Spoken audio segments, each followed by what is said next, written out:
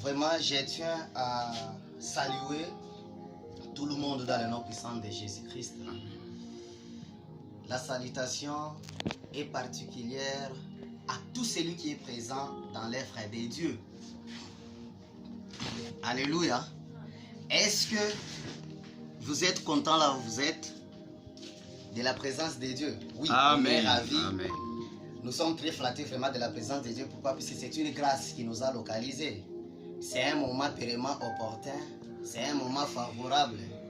C'est un moment auquel que tout le monde doit vraiment penser à Dieu. Puisque à ce net moment, il y a ceux-là qui se retrouvent dans des bars, dans des hôtels, dans plusieurs activités. Les uns peut-être sont distraits, les autres aussi font n'importe quoi. Mais nous, si nous nous retrouvons dans la présence de Dieu, vous devez comprendre et savoir que c'est une grâce de Dieu qui a fait à ce que nous puissions être ainsi. Dites Amen très bien. Amen. Oui, on a vraiment le temps, soit les tâches à accomplir selon la volonté de Dieu, selon ce que la Bible est en train de nous recommander chaque fois. Nous voulons maintenant parler de la part de Dieu. Pourquoi? Puisque Dieu est bon et nous devons faire ça. C'est un devoir étant qu'humain. C'est un devoir que nous devons faire toutefois. C'est lequel de parler, d'animer, de causer pour tout ce qui concerne notre Dieu. Alléluia. Raison pour laquelle la Bible dit, là où 2 ou 3 se réunissent en commun accord à mon nom, je suis au milieu d'eux. Mais nous sommes plus que 2, nous sommes plus que 3, on est nombreux. Donc Dieu nous a tellement bénis. Et l'année qui vient, l'année 2023, ça sera une année de grâce, une année de surprise, une année de bonheur. Ça sera une année où tout le monde sera surpris de grandes choses parce que Dieu est avec nous et il restera toujours avec nous. Oui, bien aimé, ce soir, nous avons un thème qui dit, un thème principal dit, Dieu agit dans le sang. Dites Amen très bien. Dieu agit dans le sang. Et les sous-thèmes que nous avons, les sous-thèmes nous disent ceci. L'homme animal et l'homme spirituel. Alléluia. Amen. Et nous avons les 2 références différentes. La première référence, c'est 1 Corinthiens, chapitre 2, versets 14 à 15. Vous allez lire la parole de Dieu, 1 Corinthiens, chapitre 2, versets 14 à 15. 1 Corinthiens, chapitre 1, le 2e verset. 1 Corinthiens, chapitre 2. 1 Corinthiens, chapitre 2, Oui. le verset 14 à 15. Oui, nous oui. lisons au nom de Jésus-Christ. Amen. Mais l'homme naturel n'accepte pas ce qui vient de l'Esprit de Dieu, Oui. car c'est une folie pour lui. Il est même incapable de le comprendre, parce que c'est spirituellement qu'on en juge. Alléluia. Amen. Est-ce que tu peux applaudir là où tu es? Amen. Amen. Oui, la Bible dit, nous venons de dire que nous avons un thème qui dit Dieu agit dans le sang. C'est-à-dire quand nous faisons un petit pas en arrière, pour que Dieu fasse la purification, pour que Dieu fasse quelque chose, pour tirer quelques personnes du péché vers sa volonté, Dieu utilise toujours le sang. Pourquoi Dieu utilise le sang? Parce que c'est dans le sang où nous trouvons la vie. Alléluia. Amen. Donc la vie de Jean, la vie d'un homme est incorporée dans le sang.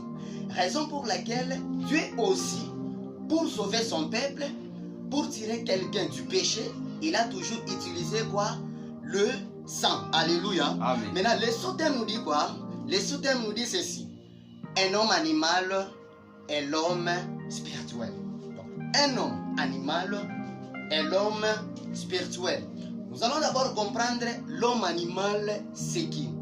Or, si nous prenons le caractère, soit le comportement d'un animal sur le plan agissement, l'animal agit purement par instinct. Parce que l'instinct aussi, c'est un caractère, c'est un comportement qui est incorporé, qui caractérise, c'est un moteur qui donne le vrai agissement à l'animal. Alléluia. Amen. Or, l'animal agit par instinct. L'instinct aussi, c'est une disposition innée qui détermine un animal à agir dans un sens bien déterminé, soit bien ordonné. Alléluia. Donc il y a un sens bien précis là, dans lequel l'animal doit agir, mais à travers son instinct. Or, l'instinct aussi, si nous voulons bien comprendre l'instinct, c'est-à-dire c'est une disposition qui est purement innée. On ne peut jamais apprendre à quelqu'un à agir dans ce sens-là. C'est-à-dire c'est automatique, c'est inné, c'est-à-dire sans acquis, sans apprentissage. On ne peut pas enseigner cela. Donc c'est un comportement qui est naturel. Alléluia. Donc l'animal, vous pouvez prendre par exemple le chien, vous pouvez l'interdire à ne pas faire quelque chose. Et que si l'animal ne parvient pas à accepter cela, cet animal-là sera puni. Vous allez le fouetter. Alors, si vous le fouettez, vous allez le chasser. Peut-être l'animal doit prendre fuite. Mais après quelques minutes, vous pouvez l'appeler. Et l'animal doit rentrer. Vous voyez? Vous pouvez peut-être interdire à l'animal de ne pas faire ça. Sur ce que vous interdisez, l'animal finira toujours par faire cela. Pourquoi? Puisque c'est l'instinct qui est en lui et c'est lui qui le pousse à agir de la sorte. Alléluia. C'est ça le comportement de quoi? De l'animal. Alors ici, on nous dit d'un homme animal. Alléluia. L'homme animal, c'est qui selon la Bible? Ce n'est pas nous qui disons ça, c'est la Bible. Si nous rentrons dans le jardin d'Éden, l'objectif de Dieu, l'objectif que Dieu avait pour créer l'homme avait donc le pouvoir de dominer et de diriger sur les choses. C'est-à-dire diriger et dominer sur toutes choses. C'est ça le pouvoir que Dieu avait donné à l'homme. Alors, comme le diable est malin, le diable avait le souci vraiment de dérober, de compliquer cela. Le diable a fait quoi? A introduit le péché, a présenté, a exposé le péché à l'homme. Pourquoi? Puisque le diable savait déjà que Dieu est ennemi du péché. Alors, comme le diable faisait cela, l'homme était obligé de tomber. Alléluia. Amen. Puisque l'homme n'était pas avisé à faire cela. Alors, comme l'homme était tombé dans le péché, il était tombé, selon le vouloir du diable. Alors, comme Dieu est le Dieu le miséricordieux, c'est-à-dire il est capable de pardonner et oublier. Et Dieu est rempli encore de la grâce. Il fait toutefois la grâce à ceux qui l'aiment. Alléluia. Maintenant, Dieu était obligé de descendre immédiatement dans le jardin d'Éden. Alors, lorsque Dieu était descendu, il était obligé de chercher l'homme. Maintenant, quand Dieu a cherché l'homme, Dieu a trouvé que l'homme était dans le péché. Alors, comme l'homme était dans le péché, Dieu était obligé de tirer l'homme. Il a posé la question à l'homme. Où es-tu? L'homme a dit, je me cache. Pourquoi tu te caches? Oh, je me cache parce que je suis nu. Dieu a dit, qui t'a appris que tu es nu? Donc tu as fait ce que je t'ai interdit.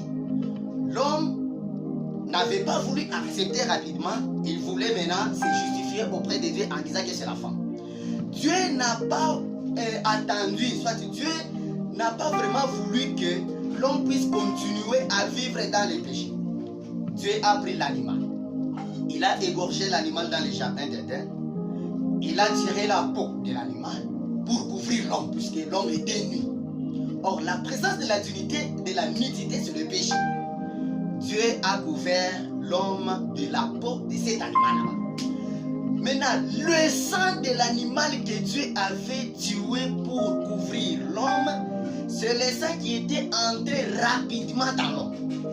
Et c'est ce sang-là, comme le sang a la vie d'un animal, le sang a la vie d'un homme, l'homme était obligé de bénéficier la vie de cet animal-là moyennant le sang.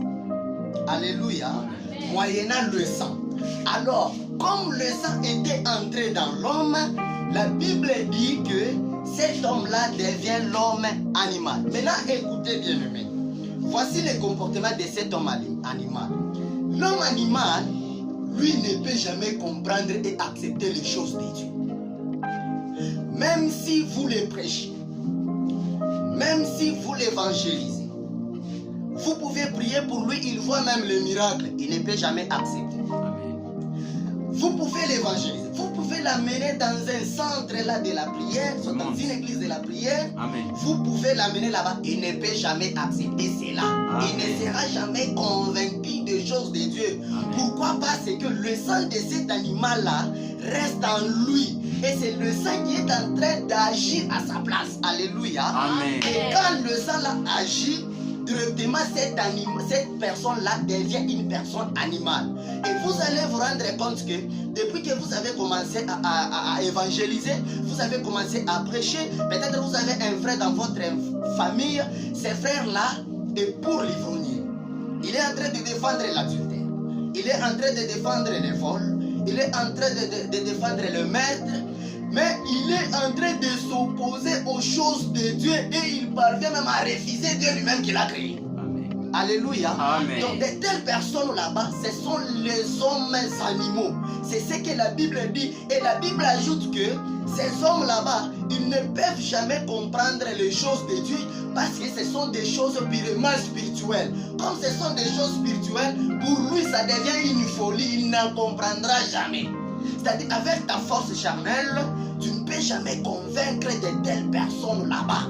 Pourquoi? Parce que ce sont des hommes animaux, ils sont animés par le sang animal là-bas et ils ne seront jamais convaincus de la sorte. Alléluia. Amen. Alors, comme les gens se comportent de la sorte, s'il vous plaît, bien aimé, toi tu continues à mépriser les hommes de Dieu. Parfois tu injures même le pasteur.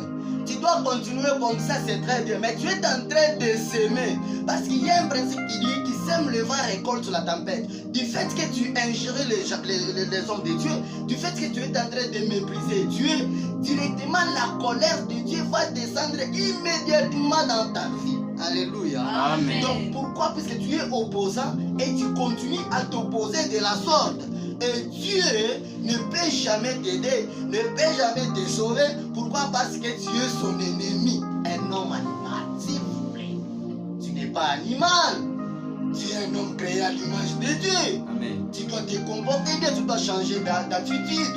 Tu dois vraiment chercher la voie de Dieu. Si quelqu'un vient te prêcher, il y a des religions qui passent maison par maison. Il y a des gens, s'ils sont pas, les gens là-bas, ce n'est pas synonyme de manque à faire. Ce n'est pas dire qu'ils n'ont pas de préoccupations. Ils se sont engagés pour te chercher toi. Maintenant, quand ils viennent prier chez toi, ils viennent t'évangéliser, il ne faut pas t'opposer. Tu dois accepter la parole de Dieu. Or, si tu acceptes la parole de Dieu, directement tu es en train de faire l'appel des choses qui n'existaient pas vers l'existence. Amen. Alléluia. Amen. Parce que la parole de Dieu a une puissance d'appeler les choses qui sont dans l'état spirituel vers l'état charnel. Il n'y a pas de la magie. C'est la parole de Dieu qui a tout créé. Mais quand tu t'opposes à cela, tu es un homme animal.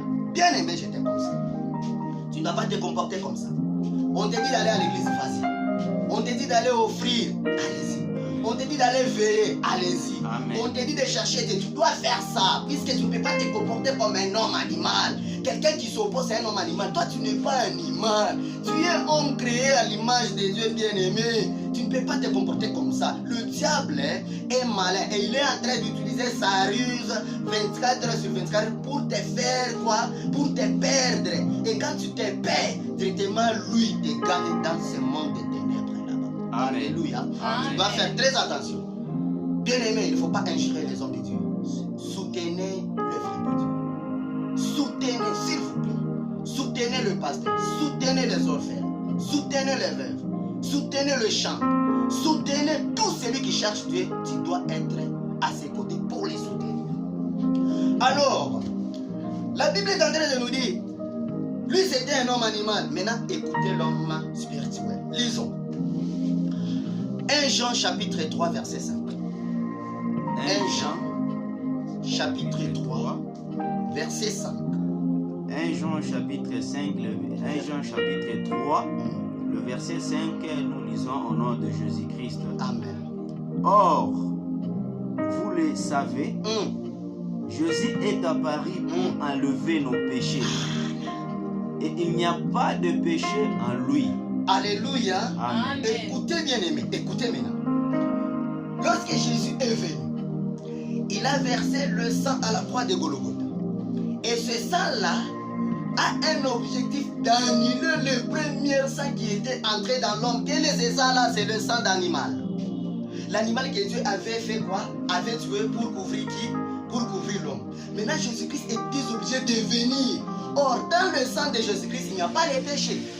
Il n'y a pas de l'hypocrisie. Il n'y a pas de la calomnie. Il n'y a pas de la médisance. Dans le sang de Jésus-Christ, il n'y a pas de sottise bien-aimée. Alors, il n'y a pas trop de cérémonie. Comme il a versé ce sang là-bas à la croix de Golgotha, étant qu'homme créé à l'image de Dieu, tu dois juste accepter Jésus-Christ de Nazareth comme Seigneur et ton Sauveur. Alléluia. Du fait que tu dois accepter, du fait que tu dois bien sûr confirmer le sang de Jésus-Christ, directement, automatiquement, le sang de Jésus-Christ intervient dans ta vie sur le plan spirituel. C'est pourquoi en matière de la spiritualité, il n'y a pas de distance. C'est-à-dire, quand le sang de Jésus-Christ entre dans notre vie, le sang doit annihiler le sang là, le premier sang d'animal, et le sang de Jésus-Christ prendra quoi? La place. Et quand le sang de Jésus-Christ prend la place et entre dans notre vie, directement la Bible dit quoi? Que l'homme spirituel en comprend facilement les choses de Dieu. Et là, on ajoute dans 1 Corinthiens chapitre 1, verset 18, on dit quoi? On dit que la prédication de la croix est une folie pour ceux-là qui périssent. Ce sont les hommes animaux qui périssent. Mais elle devient une puissance de Dieu pour nous qui sommes sauvés. C'est-à-dire du fait que tu acceptes le sang de Jésus-Christ, tu es directement sauvé. Et être sauvé ne suffit pas. À part être sauvé, directement la puissance de Dieu va encore intervenir dans ta vie. Et quand la puissance de Dieu intervient dans ta vie, tu as maintenant le pouvoir sur les démons. Tu as le pouvoir sur toute maladie. Tu as le pouvoir maintenant de changer des choses qui étaient morbides vers les choses normales. Alléluia.